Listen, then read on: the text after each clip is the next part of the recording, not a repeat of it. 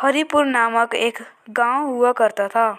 उस गांव में एक बहुत सुंदर हवेली हुआ करती थी। वह हवेली बहुत बड़ी और आकर्षक थी, परंतु वह सालों से बंद थी। सालों पहले उस हवेली में अजीबोगरीब हादसाएं होने के कारण उस हवेली के मालिक उस हवेली को छोड़कर चले गए थे। इसलिए अब तक वह हवेली सुनसान और बंद पड़ी है। एक रात को उस हवेली में से किसी औरत की बहुत तेज तेज से रोने की आवाज आ रही थी। वह आवाज किसी औरत की नहीं, एक चुड़ैल की थी। वह इधर उधर घूमकर कहती, खून खून चाहिए मुझे, अभी तक कोई क्यों नहीं आया? भूख लगी है, नहीं छोड़ूंगी। उसकी इतनी भयानक आवाज पूरे हवेली में गूंज रही थी।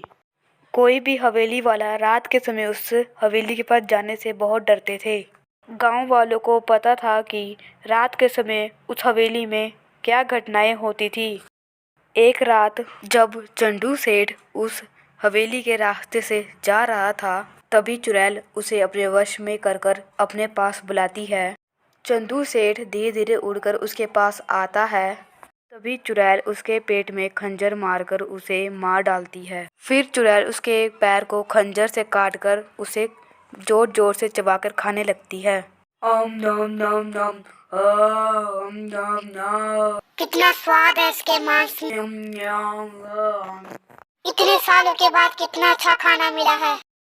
फिर अगली सुबह गांव का सरपंच लोगों से कहता है, ये चुड़ैल हमें चैन से जीने नहीं देगी। दिन भर दिन ये लोगों को मारती आ रही है। गांव वालों, मैं ऐसा करता हूँ कि कल को एक तांत्रिक को हमारे गांव में बुला के लेके आता हूँ।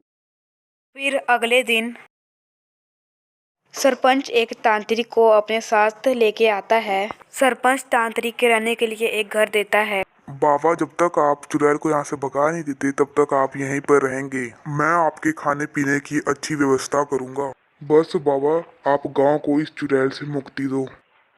फिर चुड़ैल एक दिन भूख के मारे तड़प रही थी। कोई भी गांव वाला उस हवेली के तरफ नहीं जाता। इस कारण से चुड़ैल भूख के मारे तड़प रही थी। फिर एक रात चुड़ैल को भूख बर्दाश्त नहीं हुई और गांव में चली गई।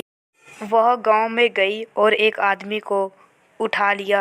आदमी चुड़ैल को देखकर चिल्लाने लगा, बचाओ बचाओ बचाओ मुझे, कोई इस चुड़ैल ने मुझे पकड़ लिया है। फिर चुड़ैल रो जाती और अपने साथ किसी न किसी को पकड़कर ले जाती। एक रात जब वो किसी को पकड़कर लेके जा रही थी, तांत्रिक पीछे से आता और उसके पेट में एक खंजर मार देता। छोड़ूंगी तांत्रिक, नहीं छोड़ूंगी। कहते ही चुड़ैल वहां से उड़ गई। तभी सरपंच पीछे से दौड़कर आता। बाबा, आप ठीक तो हैं? वो चुड़ैल कहाँ गई? बाबा चलिए चलते हैं, ना जाने वो चुड़ैल कब आ जाए। फिर अगले दिन सरपंच तांत्रिक के घर पे आता है और कहता, बाबा, आप मुझे बुला रहे थे, क्या हुआ? आप मुझे क्यों बुला रहे थे? फिर तांत्रिक कहता, हाँ, मैं तुम्हें बुला रहा था। मुझे चुड़ैल को मारने का एक रास्ता पता चला है। अब चुड़ैल मेरे हाथ से नहीं बच सकती।